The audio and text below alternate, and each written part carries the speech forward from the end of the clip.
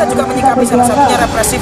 Ada rekan kita itu kebetulan dari Kendari, ada Imawan Randi, kemudian ada M. Yusuf, dan ada rekan STM, ada STM di Bandung, Bagus. Itu kemudian meninggal dunia dalam aksi demonstrasi. Kami pikir ada undang-undang atau peraturan Polri yang mengatur nomor 16 tahun 2006 bahwa setiap pengendalian massa atau dalmas, kepolisian dilarang menggunakan senjatanya.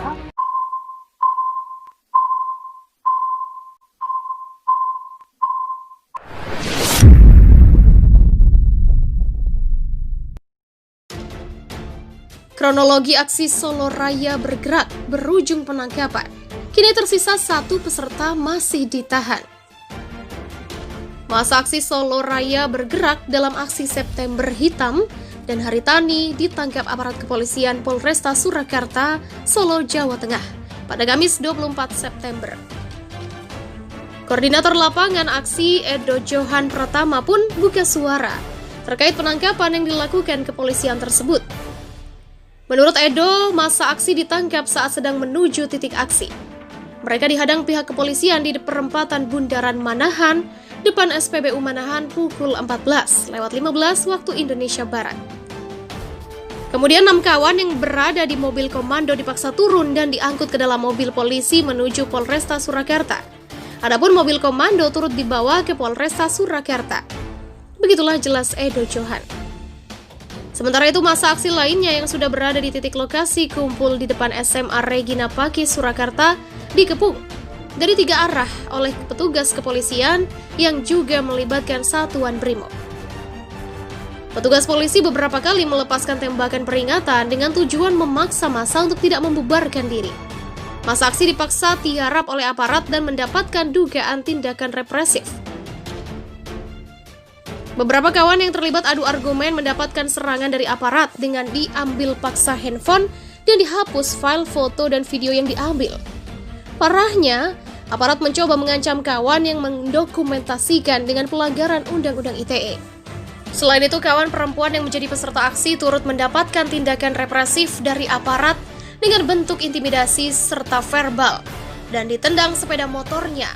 Bahkan, beberapa kawan perempuan mendapatkan pelecehan verbal dari aparat. Begitulah sambung Edo.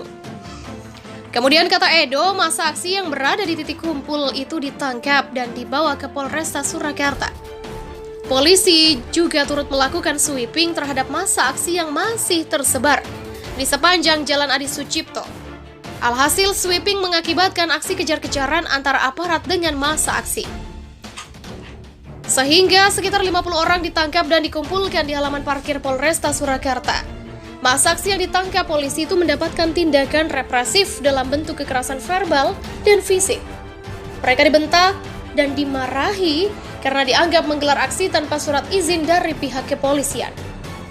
Padahal surat pemberitahuan aksi sudah dikirimkan 1 hari sebelumnya ke Polresta Surakarta.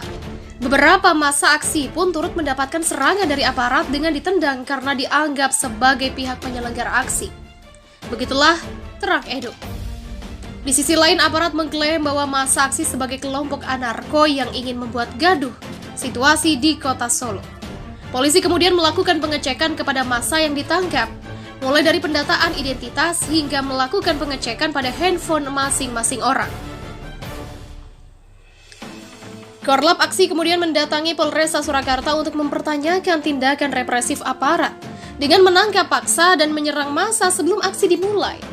Sama halnya dengan peserta aksi, Korlap juga mendapat tindakan represif aparat dengan tuduhan membuat gaduh kota Solo. Korlap aksi pun juga berdebat dengan pihak kepolisian atas penangkapan, hingga akhirnya Korlap aksi turut ditangkap beserta alat komunikasinya untuk diinterogasi. Tak berselang lama, LBH Solo Raya, LBH Yogyakarta mendatangi Polresta Surakarta untuk mendampingi proses di sana. Sekitar 40 orang akhirnya disuruh membuat surat pernyataan untuk tidak mengulangi perbuatannya yang dianggap salah oleh aparat dan disuruh untuk memanggil keluarga. Namun demikian, 6 orang lainnya masih dilakukan pemeriksaan lebih lanjut oleh polisi. Mereka tes urin dan hasilnya dinyatakan negatif narkoba. Hingga saat ini, kata Edo, masih ada 1 orang lagi yang ditahan oleh pihak kepolisian Polresta Surakarta. Presiden Jokowi menegaskan krisis akibat pandemi COVID-19 tak hanya dialami Indonesia, tetapi juga 215 negara di berbagai belahan dunia. Jokowi lantas membandingkan dampak pandemi Indonesia dengan sejumlah negara lain, seperti Amerika Serikat dan India. Muktamar Parmusi kali ini dilaksanakan dalam suasana berbeda di tengah bangsa kita menghadapi cobaan maha berat dari Allah Subhanahu wa Ta'ala dan umat manusia di seluruh dunia juga menghadapi hal yang sama. Begitulah kata Jokowi saat membuka sambutan di Istana Bogor. Jokowi mencatat data per 26 September jumlah kasus COVID di 215 negara sudah mencapai 32,7 juta orang. Total yang terpapar di Indonesia pun sudah mencapai 266.845 orang sampai kemarin. Jokowi lantas membandingkan jumlah tersebut dengan sejumlah negara lain. Coba kita lihat di Amerika Serikat, ada 7,2 juta orang, di India 5,9 juta orang, di Brazil 4,6 juta orang, di Rusia 1,1 juta orang.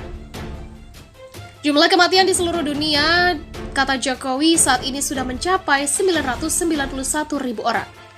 Sementara jumlah kematian akibat COVID-19 di Indonesia menembus 10.000 orang. Kepala negara menambahkan pertumbuhan ekonomi dunia juga melambat karena pandemi ini.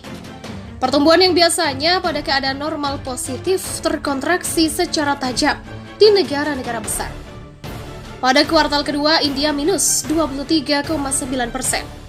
Inggris minus 21,7%, Malaysia 17,1%, dan Singapura minus 13,2%. Kepala negara mengajak masyarakat untuk tidak menyerah dengan keadaan. Ia menegaskan pemerintah tak bisa menghadapi pandemi ini sendirian.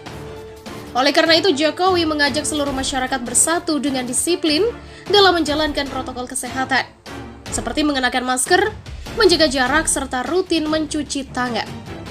Peningkatan kasus positif COVID di Indonesia semakin tinggi sejak diatasi oleh Menteri Koordinator Bidang Kemaritiman dan Investasi Luhut Binsar Panjaitan per 15 September lalu. Pakar Politik dan Hukum Universitas Nasional Jakarta, Saiful Anam, menilai Luhut tidak mampu menangani wabah ini. Setidaknya sejak penanganan COVID berada di bawah komando Luhut, angka positif COVID per harinya bertambah hingga di angka 4.000 orang dan hampir mencapai 5.000 orang perharinya. Apalagi, Gubernur Jawa Timur Kofifa Indar Parawansa juga mendesak agar kebijakan Luhut soal kriteria meninggal dunia karena COVID-19 direvisi. Luhut bisa dinilai tak mampu menangani corona, karena corona bukan tambah reda, malah makin menggila. Jangan-jangan ini karena ketidakmampuan Luhut dalam mengatasi corona dengan baik dan benar.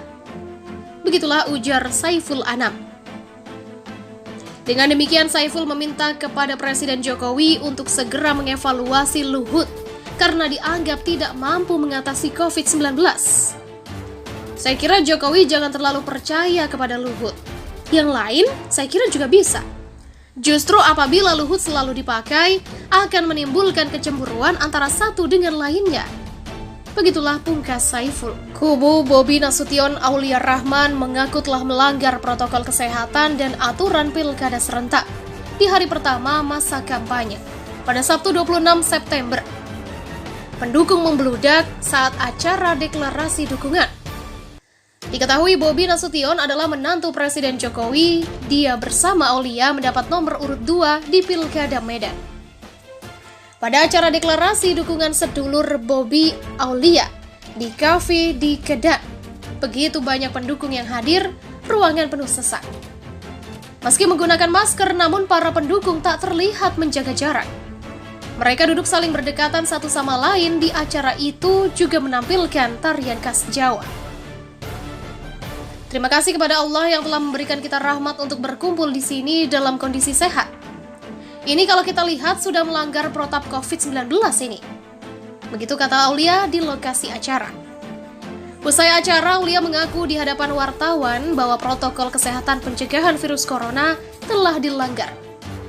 Akan tetapi ia berdalih Dinas Kesehatan masih kurang memberikan sosialisasi kepada masyarakat. Di Pilkada Medan, Bobi Nasution Aulia Rahman mendapat nomor urut 2. Mereka berhadapan dengan pasangan Ahyar Nasution Salman Al-Farisi. Ahyar adalah calon pertahanan yang kini masih menjabat PLT Wali Kota Medan.